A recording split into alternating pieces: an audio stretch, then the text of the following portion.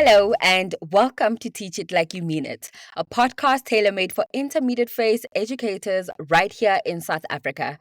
My name is Margaret Botman, and our goal here is to share practical ideas, strategies, and resources that can make us all better educators. Whether you're listening in on your way to school, during a school break, or while getting things done at home, this podcast is for you. In today's episode, we will explore the topic of emotional regulation and sensory overload in learners with autism. We're thrilled to welcome back Larisha Labeskachny, an accomplished educator with a master's degree in special needs education. Larisha has worked in a variety of educational settings, both locally and internationally, with a focus on supporting learners with severe intellectual disabilities. Larisha, how are you doing today? Hi, Margaret. I am doing so well and I'm so excited about today's topic. So, yes, it's going to be great. I am so excited to have you back on the podcast, and I really would like to encourage our listeners to go back and view our episodes and listen in on all the other episodes that we've had a chat together. Before we jump straight into the topic of today, I want you to define some key terms that are highlighted in the title of our conversation. We'll start with defining what emotional regulation is. Okay, Margaret, before I'm going to define some of the key concepts in today's title for our conversation, I first want to start with a quote from Dr. Stephen Shaw, an Mhm. autism advocate who is on the spectrum. And he said, if you've met one person with autism, you've met one person with autism. Individuals diagnosed with ASD, autism spectrum disorder, is present or have some unique strengths and they experience a variety of difficulties and challenges, and you can't say, okay, I've met a person with autism and this it means this and this and this to that for me to about that person. That is not true. If you've met one person with autism, you only met one person with autism. So we are going to discuss some key concepts and some strategies, etc., for teachers. But I Mm, just want to make clear, just like in a mainstream classroom or any other school classroom setting, you can't do this for this learner and that for that learner. It's not going to be the same the strategies. same, yeah. Every strategy is so unique and individualized to a specific learner, and within their challenges they experience. Okay, so emotional regulation. You, as a teacher, I'm talking about from a teacher's perspective. So Definitely. you want to ensure and create a space for your learner to regulate their emotions effectively. So, for emotion regulation, they first have to understand their emotions. So, you Hmm. want to ensure that when they are angry or when they are sad or before a meltdown, before a sensory overload, um, you want to make them as calm as possible, and that's how Mm, you regulate it, and we will discuss some strategies for that later on in our conversation. And then yeah. part of today's title is also sensory overload, and learners with autism experience sensory overload when it comes to any sense in your body. So we know we have seven senses. So any one Yeah. of those senses or all of those senses can be overstimulated at the same time, or sometimes it will be noise, sometimes it will be lights. It depends on learner to learner, just like Dr. Stephen Shaw said. It's only one individual. So there's not a one Mm. size fits all strategy. So yeah, but I will discuss some in greater detail as we discuss some key aspects to today's conversation. I think before we even continue with this conversation, I'd be making it disservice to my listeners if we do not define what autism is. And the reason why I think it's important for us to define or explain, and maybe a few examples there if it's possible, It's because in our previous conversation we were talking about reading challenges, and I know for a fact, looking at misconceptions, and I've heard some teachers where a learner is struggling with reading or they're having reading challenges, and now a teacher may label them as they're autistic, whereas that that might not even be autism. So I think before we proceed with this conversation, it would be, beneficial for us to define what autism is, so we don't have our teachers um diagnosing, of which, yes, diagnosing is not their job, but Yes. we don't have them, assuming that a child might be autistic. Yes.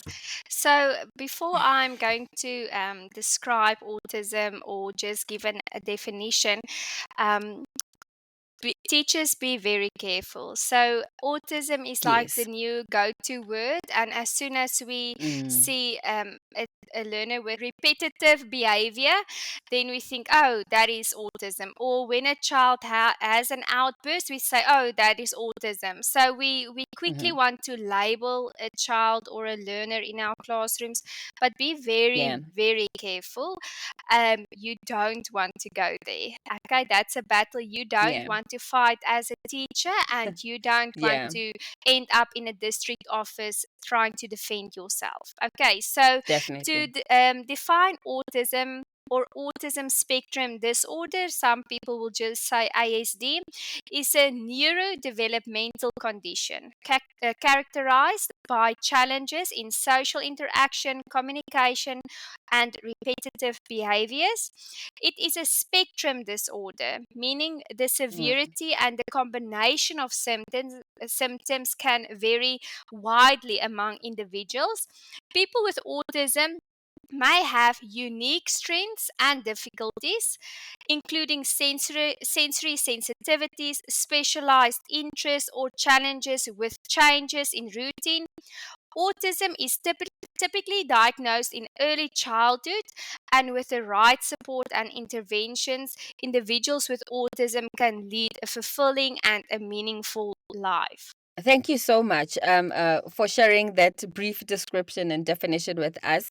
And just to regurgitate, I like how you emphasize to our teachers that they should not label our learners, but also I think it's important that as an educator, you are able to pick up on some of these things that might maybe lead to it being autism, so that if you're having that conversation with parents, you're able to highlight you've noticed that the learner does this, does that, and then let it be on the parents' um, side to in terms of what they would like to do next, based on your observations in the classroom. I just want to quickly add to that.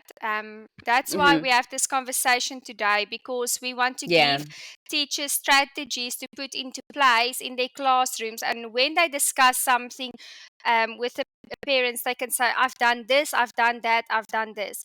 So then the parent can take it from there. But if you just go and say the child is displaying repetitive behavior, but Mm. done nothing from your side, then Yeah. that becomes a difficult conversation to have with parents. So we don't label, Definitely. but you can describe the situation, but you don't use the Mm. word autism or Yes. um, ADHD or anything like that. You just describe what you as a teacher observe. I know this can be frustrating as a teacher, because we also studied, we also have inclusive subjects about inclusivity and special needs while we were studying full time. So we have the answers and we know where we are going to and what we want to achieve, but we may not label a child and we may not specify what we think it is. Don't do that. Yes. What are common signs of sensory overload in learners with autism that educators or other teachers should be made aware of? So, the typical signs, sensory overload in learners with autism can manifest through physical or behavioral signs, and I will describe that just now. Learners may show signs of agitation, and such as screaming, flapping their hands, or rocking back and forth on a chair or while they stand. Others may withdraw themselves or seek isolation, sometimes covering their ears or covering their eyes to block out an overwhelming stimuli such as bright lights, loud sounds, repetitive sounds, lights that are flickering, etc. These behaviors are often triggered by bright lights, loud noises, strong smells, Mm. and crowded spaces. Teachers need to be alert to these signs and recognize when a learner may be feeling overstimulated. So, one challenging part of a day for a teacher can be when it's time for assembly. And when if there's teachers from special needs schools or learners with schools for learners with SID, um, most we always think that, oh, let's rather leave the child in the classroom with the assistant so that she can do one-on-one assembly time with the learner. But we want to include Mm. our learners with autism that's very, very high on the spectrum. We want to include them in every social situation. If it's dangerous for them or for the learners around them, then you can decide, do we cancel assembly because you can? Do we cancel assembly? Do we keep our class or my class in my classroom rather than to go to assembly? What do I do to manage this situation? Because we don't want to Mm. isolate them if it's not life threatening or needed. Sometimes I just want to say this, sometimes it's a process for them to adapt to a new setting like music or like assembly. So if you want to have assembly in your classroom one on one with the student and another teacher can look after your class and you run through Mm-hmm. assembly with that individual learner in your class, you can do that. But make sure the person Mm. that looks after the learner with autism is qualified, is SACE registered, very important. And then Mm-hmm. they also need to do assembly then. They can't just let the child play or do whatever the child Yeah. wants to do during that time.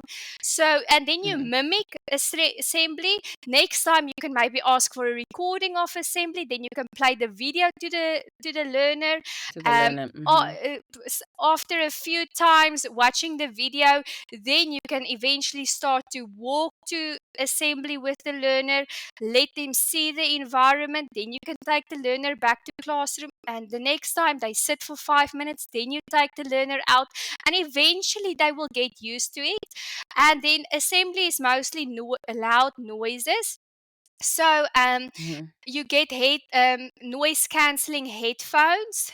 That's very Mm-hmm. nice. So, and you can buy it from well-known shops in South Africa. So please go and have a look. Noise cancelling headphones. You can also Google search for it.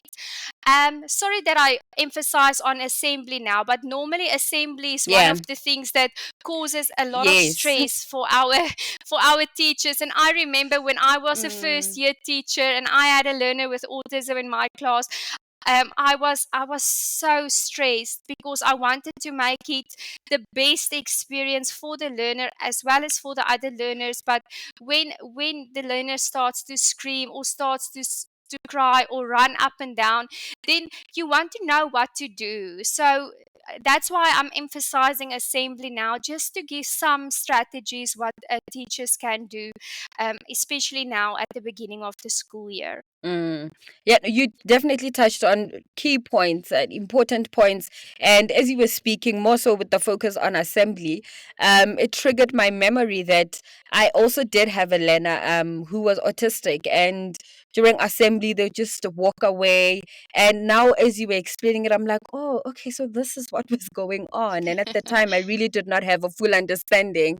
Um, yeah, you spoke about teachers being qualified to work with autistic learners. So I'd like for you to just touch a little bit on that. I'm a teacher. I am SACE registered. Um, am I qualified to work with an autistic learner, or are there any additional certifications that I need to possess? Okay, so with your BEd degree, or if you have a diploma and you are SAIS registered, then you are qualified to work with learners with autism, definitely. But Uh-huh. it if I can say it, it takes a very special person to work with learners with autism. The reason why I say that is you don't just sit with one learner in your classroom. In schools for learners with autism, you sit with up to 10 learners with autism in your classroom. If you work for a SID school, you sit with two learners with autism, one with Down syndrome, one with this, one with that. So you sit with the whole spectrum in South Africa in one classroom. So you first have to go and check if you can do a test online, just like a questionnaire to test. Can I teach learners with autism? Like, is it really an interest for me? And then also, if you can take a day and go and spend it at a school for learners with autism, please go and do it. It's awesome. It's amazing. You will enjoy it, but it will really open up your eyes. And then you will know, yes, I want to do this, or no, I don't want to do this. It doesn't take someone sent down from heaven to work with our Yeah. learners with autism, but it just takes someone that understands repetition, someone that Mm-hmm. speaks clearly. So you speak in maximum 4 words per sentence. So you say sit down, stand up, walk outside. No talking. So you speak very directly. You don't use colorful language. So you don't say, Yeah. okay, we're going outside now and then we are going to assembly. So you don't speak like I that. You think are I'm very guilty.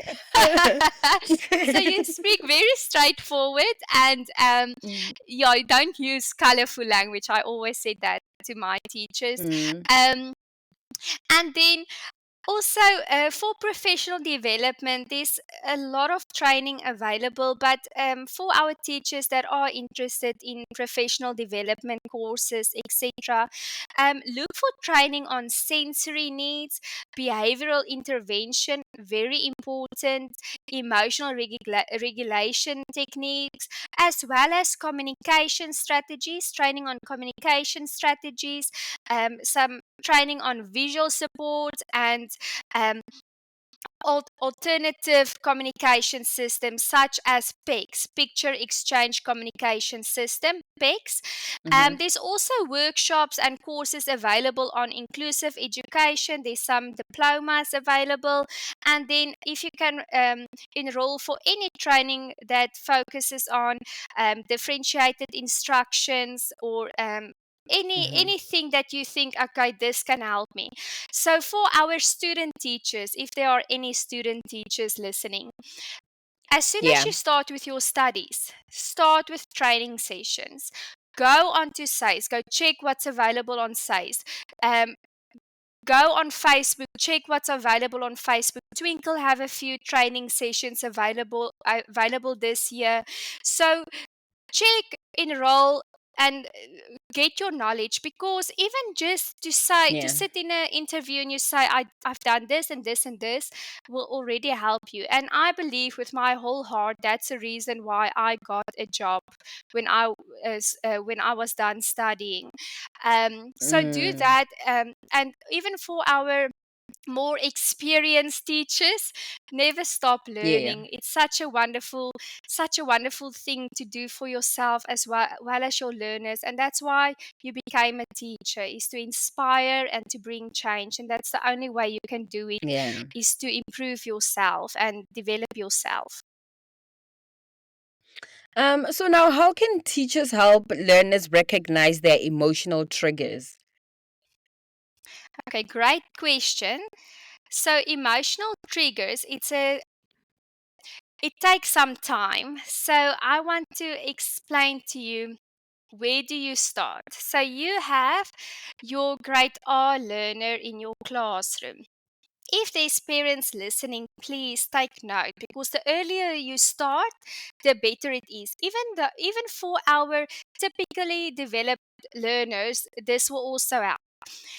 So when a child has an outburst or a Mm-hmm. meltdown, or Yes, so there's different ways to describe it. But when the child experiences something like that, is to after the situation, to discuss the situation in simple terms, to say, um, Lila was angry, Lila started to scream, Lila stopped screaming, Lila is in the room. So that is a simple way. It's Mm-hmm. almost like a social story, and we have some social stories on Twinkle as well that teachers and parents can use. So just to describe the situation and the emotions with simple terms, and then on their desks, if you can have an emotional card system like a chart on the table. So in the mornings, you can start to ask, how do you feel today? Then you can say, Mm-hmm. oh, I feel happy, but you actually have to look happy, okay, teachers? I feel happy today. Yes. And then you say, everybody who feels happy, and then you look who shows the points to the happy symbol. And then you move over, Mm-hmm. you come in and you are angry, but you have to act it out. Then you are angry and you say, teacher feels angry today.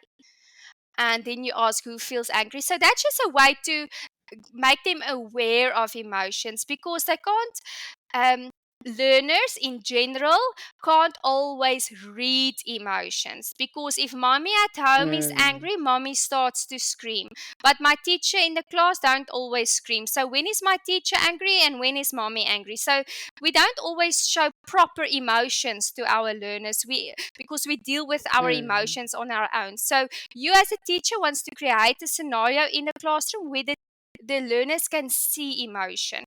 Even, you as a teacher, you become sad. Sometimes something upsets you. You don't have to Yeah. give detail to your class. Never, never discuss it with them. Mm. But if you are upset that day, tell them. Let them see, because you don't look the same. But they don't realize that you Mm. look sad today. So describe your emotions. And then, when I was doing my research at one specific school, for my master's, I visited a school for learners with autism, and that teacher used a system called the color zones. So if you are in the green zone, it means you feel happy, you are excited. Everything is fine. Mm-hmm. Then you get the orange zone where you feel stressed, something is not nice, something is irritating you, you need some time out. And then you get the red zone where leave me alone, I need 10 minutes for myself. But you teach them those and you Mm. use social skills to do it. Use AI, use Twinkle, use all the resources available online to generate social stories for you that you can use in your classroom. The more um, Mm. language you use, the more symbols you use, the easier it will be. And when your child has an emotional outburst, you have to know your learner. Does your learner need touch? You can test it at the beginning of the year. So when there's an outburst, go and check. Mm. Can you put some deep pressure on the child? It's a very specific way to hold the child in your arms. You have to be trained in that, and there is videos available Yeah. online, or you can speak to an OT about it. But there's a very specific, safe way to hold a child to calm them down. So Okay. you check that. If they don't want touch, they want time out. Not time out as a negative thing. Time out like Yeah. isolation. Leave me A alone a bit. moment. Yes, make sure there's a space at the playground or in your classroom where they can have some time for themselves to regulate their emotions. In that tent or that space that you create, make sure there's a timer, so they know when the timer goes off, they are done. Because sometimes the emotion will go on and on and on and on, because there's not always regulation Yeah. between but after Mm. the outburst. So they will keep on crying, crying, crying, because they don't always understand how to stop crying. So have a timer in the sensory space for them to see, okay, the time is almost up, I need to stop now. And I promise you, If you do this and you invest time to teach them how to understand the timer, when to go to the sensory room, when to say that you are angry or sad or happy. If they start to understand that, it will be much easier for yourself. You know that the next question that I want to ask you, I think it might require for you to share a little bit of what is meant by a learner is on a spectrum. And the reason I say that is because the question I'm asking now is what adjustments can be made during assessment periods to accommodate learners with autism? And the reason why I say perhaps explaining a spectrum for us would also help in us understanding autism. And the reason for this is because the learner that I was working with, he was so brilliant. He was a top scholar, top learner in my class, and we never had to adjust the assessment at all. So, and I think maybe that has to do with where they were on the spectrum. Okay, so Margaret, to describe the spectrum and then to move over to what adjustments we as a teachers can do to assist our learners and assess them. Um, I first want to start to explain low functioning and high functioning. So, Mm-hmm. those are the terms that we normally refer to, especially in our special needs schools, as MID, SID, all our different schools. So, low functioning and high functioning, and then especially in our CAPS for learners with SID, we also refer to high support, medium support, and low support. So I just want to quickly clarify that.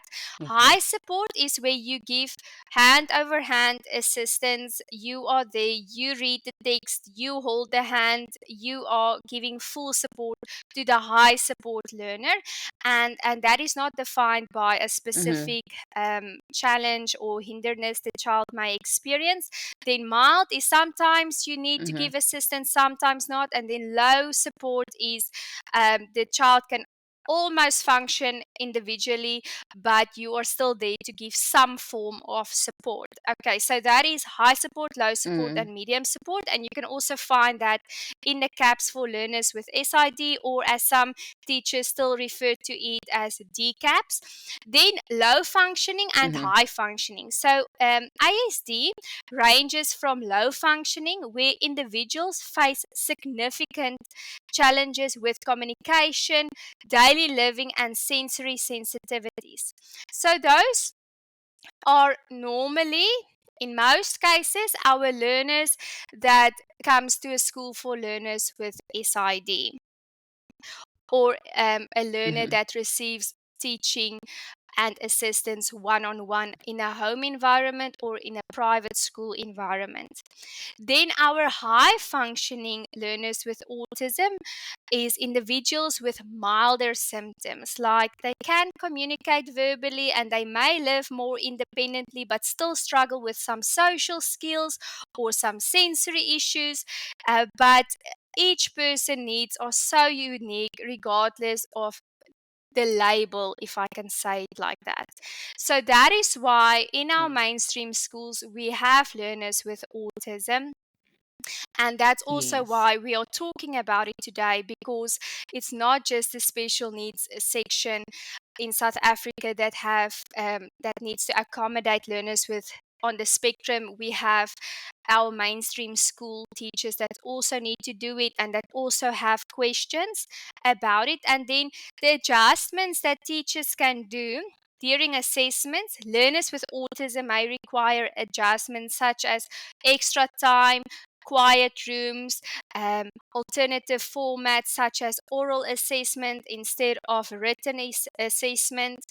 Teachers can provide visual cues or use assistive technology to support learners in understanding the assessment instruction or instructions. Additionally, ensuring a calm environment free from any distractions helps to reduce anxiety.